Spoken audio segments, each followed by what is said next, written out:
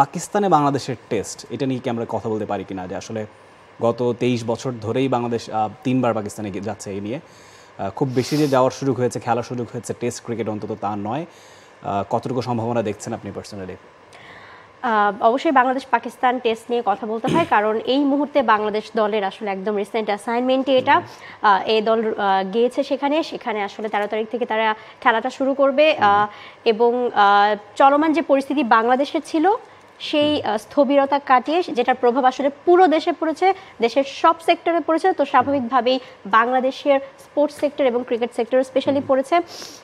সেই ইফেক্টের কারণে আসলে শিডিউল একটুখানি আসলে পরিবর্তন করে তারপর বাংলাদেশ এ দল পাকিস্তানে গিয়েছে। এবং পাকিস্তানে আমরা যদি বলি যে সেই 2001-2 থেকে এশিয়ান টেস্ট চ্যাম্পিয়নশিপ থেকে সেখানে যে শুরুটা হয়েছিল, তারপর 2003-এর সেই মুলতান টেস্টের 1 উইকেটের হার, বাংলাদেশের সবচেয়ে ক্লোজ হার, মানে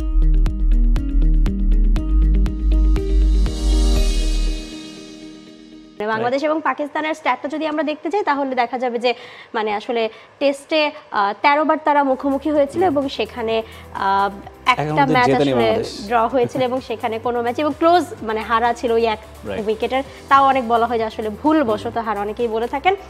তো এবার আসলে আবারও প্রতিবারই কিন্তু যত সিরিজই খেলোক বাংলাদেশ স্বপ্ন নিয়ে আশা নিয়ে যায়, বাংলাদেশের দর্শকরাও সেটা আশা করে থাকে। এবং যেহেতু নতুন একটা বাংলাদেশের স্বপ্ন এই মুহূর্তে অন্যভাবে বাংলাদেশ দেখছে, সেক্ষেত্রে স্পোর্টস সেক্টর এবং ক্রিকেটেও দেখা হচ্ছে।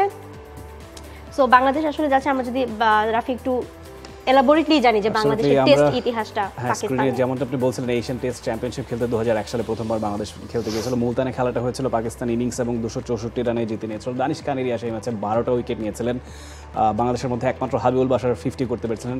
ইন্টারেস্টিং ফ্যাক্ট মো, পাকিস্তান 546 রান সেই ম্যাচটা করেছিল, 6 জন ব্যাটারের মধ্যে 5 জনই সেঞ্চুরি করেছিল। সাইদ আনোয়ার, তৌসিফ, আকমল, তারা ছিলেন বেশ কিছু ব্রিলিয়ান্ট প্লেয়ার এবং ব্রিলিয়ান্ট ইনিংস আমরা দেখেছিলাম পাকিস্তানের সেই ইনিংসটাতে। আমার সেই স্মৃতি অবশ্যই মনে নেই। আমার যে স্মৃতিটা মনে আসে 2003 সালের যে সিরিজটা, সেখানে আপনি যেটা বলছিলেন 3টা ম্যাচেই বাংলাদেশ হেরেছে, কিন্তু বাংলাদেশের চিত্রপট খুবই ডিফারেন্ট ছিল। বাংলাদেশ হয়তোবা প্রথম ম্যাচটা 7 উইকেটে হেরেছে, সেকেন্ড ম্যাচটা 9 উইকেটে হেরেছে, কিন্তু বাংলাদেশের বেশ কিছু প্রাপ্তিও ছিল। সেকেন্ড ম্যাচে যেমন অলোক কাপালি হ্যাট্রিক করেছিলেন, বাংলাদেশের প্রথম হ্যাট্রিক। সেই ম্যাচটাতেই প্রথম ইনিংসে বাংলাদেশ ইনফ্যাক্ট লিড দিয়েছিল। জাভেদ ওমর সেঞ্চুরি করেছিলেন, হাবিবুল বাশার সুমন 97 করেছিলেন, আশরাফুল 77। একটা ইনিংসেই বাংলাদেশ সেই সময় বেশ দাপটই দেখেছে। পেশোয়ার টেস্টটাতে, করাচি টেস্টে হাবিবুল বাশারের সেঞ্চুরি ছিল, 71 রান করেছিলেন। 3টা ম্যাচে হাবিবুল বাশার হি ওয়াজ কনসিস্টেন্ট। থার্ড ম্যাচেও ইনফ্যাক্ট তিনি 72 রান করেছিলেন। ইনজামুল হক, যার কথা বলছিলেন, 138 রান করে আসলে তিনি বাংলাদেশের স্বপ্নটা ডুবিয়ে দিয়েছিলেন। সেই সময়ে যদি বাংলাদেশ একটা ম্যাচ জিততে পারতো টেস্ট ক্রিকেটে, তাহলে হয়তো বাংলাদেশের টেস্টের ইতিহাসটাই ভিন্ন হতে পারতো। সেই জয়টা হয়তো অনেকখানি এগিয়ে নিত বাংলাদেশকে। বাংলাদেশের প্রথম টেস্ট জয় এসেছে তারও আরও 2 বছর পরে জিম্বাবুয়ের এগেনস্টে, এবং আমরা জানি প্রথম 5 বছর বাংলাদেশ আসলে কোনো টেস্ট ম্যাচ জিততে পারেনি। সেই জায়গায় পাকিস্তানের মাটিতে পেশোয়ারের মতো, মুলতানের মতো কঠিন উইকেটে বাংলাদেশ সেই সুযোগটা পেয়েছিল। আমরা সেই সময়ের কিছু 2020 সালের লাস্ট সিরিজটার ছবি আমরা দেখতে পাচ্ছি, সেখানেও বাংলাদেশ আসলে ব্যর্থতার গল্পই লিখেছে। ইনিংস এবং 44 রানে হেরেছিল তারা, এবং সেই টিমটাতে অবশ্য নাজমুল শান্ত ছিলেন, মমিনুল ছিলেন, তারা দুটো ইনিংসেই ভালো করেছিলেন। শান্ত একটা ইনিংসে 44, আরেকটা ইনিংসে 38, মমিনুল 30 এবং 41 করে করেছিলেন। বোলিংয়ে যে দুজন ভালো করেছিলেন, আবু জায়েদ রাহি এবং রুবেল হোসেন, তাদের দুজনেরই আসলে টেস্টের এখন আর তারা নিয়মিত সদস্য নন। যেই প্লেয়ারগুলো যাচ্ছে, এবাদত হোসেন ছিলেন, তিনিও ইনজুর্ড।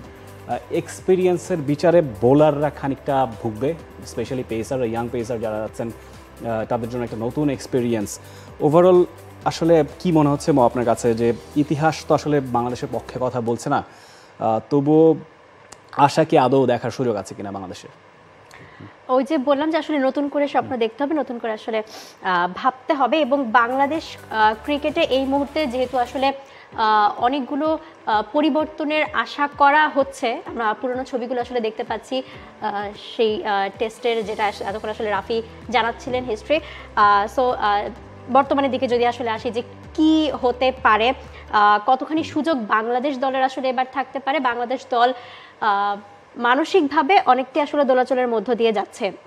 যেহেতু দেশের পরিস্থিতি এমন, সেই ক্ষেত্রে বাংলাদেশ ক্রিকেটের ভবিষ্যৎ কি হবে, কি থাকবে, এমন প্রশ্ন যেখানে উঠে গেছে, সেই মুহূর্তে যখন বাংলাদেশ একটা সিরিজের দ্বার প্রান্তে দাঁড়িয়ে এসে, যেটা আবার পাকিস্তানে, যেটার হিস্ট্রি আসলে ঘাটলে বাংলাদেশের প্রাপ্তির আসলে কিছু বলা নাই, তারপরও বাংলাদেশকে স্বপ্ন দেখতে হবে। এবং যেহেতু নতুন স্পোর্টস মিনিস্ট্রি বাংলাদেশে ক্রিয়েট হয়েছে, সেক্ষেত্রে বাংলাদেশের ক্রিকেট অঙ্গনে অনেক অনেক চেঞ্জেসের স্বপ্ন পুরো বাংলাদেশ দেখবে, এবং সেই সাথে ক্রিকেটাররাও চাইবে, এবং ক্রিকেটারদেরও সেই পরিকল্পনা মোতাবেক, যেই ইন্টেন্টের কথা সবসময় বলা হয়, যে সেই মানসিকতাটা নিয়ে আসলে এগিয়ে যেতে হবে। অ্যাবসলিউটলি।